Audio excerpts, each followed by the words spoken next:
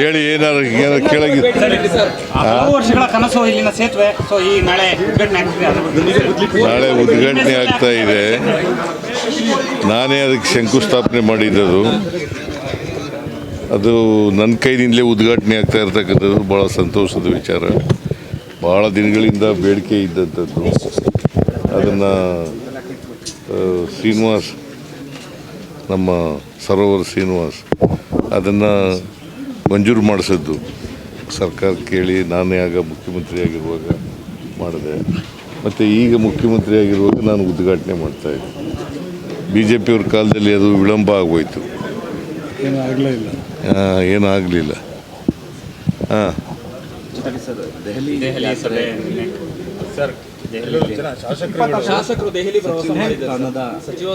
ಹೋಗಲಿ ಪಾಪ, ಬೇಡ ಅಂತಂದವ್ರು ಯಾರು ಹೋಗ್ಲಿ, ನನ್ನದೇ ತಕರಾರು ಇಲ್ಲ ಅದಕ್ಕೆ. ಈಗ ರೀಸಫಲ್ ಮಾಡಬೇಕು ಅಂತಕ್ಕಂಥದ್ದು 2.5 ವರ್ಷ ಆದಮೇಲೆ ಪೆಂಡಿಂಗ್ ಇದೆ. ಮಾಡಿ ಅವ್ರು ಒತ್ತಾಯ ಮಾಡಿದ್ರೆ ಮಾಡಲಿ. ನೀವು ಕೂಡ ಭಾಳ ದಿನಗಳಿಂದ ಪುನರ್ರಚನೆ ಆಗಬೇಕು ಅನ್ನೋದು ಕೂಡ ಇತ್ತು, ಆದರೆ ಹೈಕಮಾಂಡ್ ಗ್ರೀನ್ ಸಿಗ್ನಲ್ ಕೊಡ್ತಾ ಇಲ್ಲ ಸರ್. ಇದು ಎಲ್ಲ ಒಂದು ಕಡೆ ಹಿನ್ನಡೆ ಆಗ್ತದೆ. ಅದಕ್ಕೆ ಬೇರೆ ಬೇರೆ ಈಗ 5 ರಾಜ್ಯಗಳ ಚುನಾವಣೆ ಬಂತು, ಬಜೆಟ್ ಇತ್ತು, ಹಾಗಾಗಿ ವಿಳಂಬ ಆಯಿತು. ಹೈಕಮಾಂಡ್ ಏನು ಮಾಡ್ತದೆ ಅಂತ ಗೊತ್ತಿಲ್ಲ. ಯಾರು ದಾವಣಗೆರೆಯಲ್ಲಿ ರಾಜೀನಾಮೆ ಸರ್, ನಿಮ್ಮ ರಾಜಕೀಯ ಕಾರ್ಯದರ್ಶಿ CM ನಿಮ್ಮ ರಾಜಕೀಯ ಕಾರ್ಯದರ್ಶಿಯವರು ಕೂಡ ರಾಜೀನಾಮೆ ಕೊಡ್ತಾರೆ ಅನ್ನೋದು ಸಾಕಷ್ಟು ಒಂದು ಸುದ್ದಿ ಹರಡಿದ್ರು. ಹೌದು, ಅದು ಇನ್ನೂ ಕೊಟ್ಟಿಲ್ಲ, ಕೊಡ್ಬೋದು ಅಂತ ಅಂದ್ಕೊಂಡಿದ್ದೀನಿ ನಾನು. ಸರ್, ಫಲಿತಾಂಶ ಬರೋಕ್ಕೂ ಮುನ್ನವೇ ಸಾಕಷ್ಟು ಒಂದು ಚರ್ಚೆ ಆಗ್ತಾ ಇರುವಂಥದ್ದು ಸರ್. ಕಾಂಗ್ರೆಸ್ ಈಗ ಅಲ್ಲಿ ಇನ್ನೂ ಫಲಿತಾಂಶನೇ ಬಂದಿಲ್ಲ. ಕೇಳಪ್ಪ, ಇಲ್ಲಿ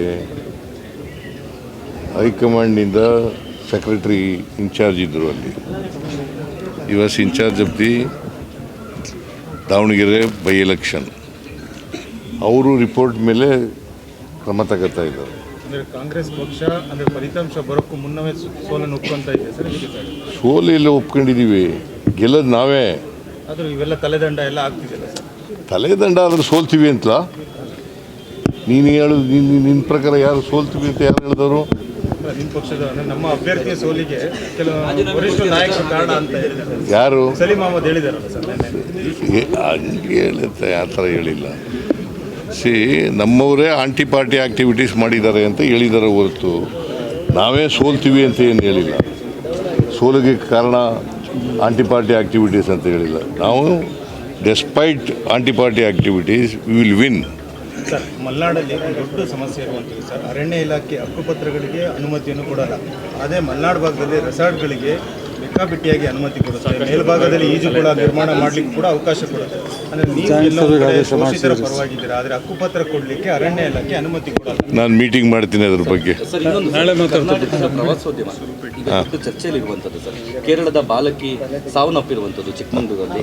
ಆದರೆ ಸರ್, ಕೇರಳ ಮೀಡಿಯಾ ಒಂದು ಪ್ರಶ್ನೆ ಇಟ್ಟಿತ್ತು ಸರ್, ಕರ್ನಾಟಕ ಸೇಫ್ ಅಲ್ಲ ಪ್ರವಾಸಿ ತಾಣವಾಗಿ, ಇಲ್ಲಿ ಯಾರು ಪ್ರವಾಸಿ ಯಾವುದೇ ರೀತಿಯ ಅಭಿವೃದ್ಧಿ. It is not correct.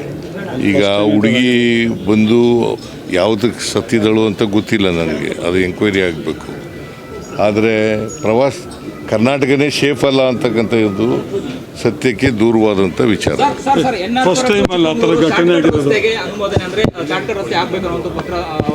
ಹೌದು, ಅಗಲೀಕರಣ ಆಗಬೇಕು ಅಂತ ಅದಕ್ಕೆ ಈ ಸಾರಿ ಮಂಜೂರು ಮಾಡಿದ್ದೀವಿ, ದುಡ್ಡು ಕೊಟ್ಟಿದ್ದೀನಿ, ಅದಾಗತ್ತೆ. ಚರ್ಚೆ ಆಗ್ತಾ ಇರೋದ್ರಿಂದ ಒಂದು ಮೀಟಿಂಗ್ ಮಾಡ್ತೀನಿ.